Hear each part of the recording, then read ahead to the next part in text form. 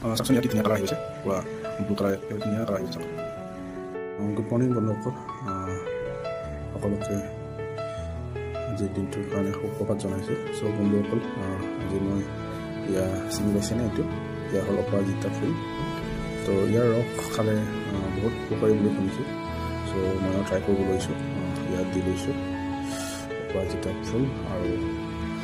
লগতে এইটো আছে আপোনালোকৰ গৰম পানী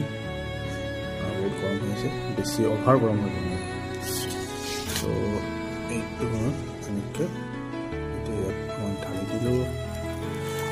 আৰু দিছোঁ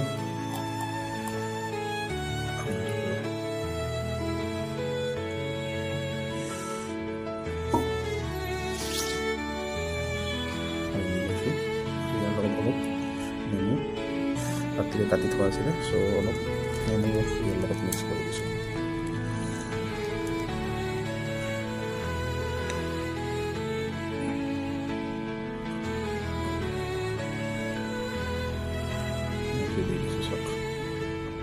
এনেকৈ খালে বহুত উপকাৰী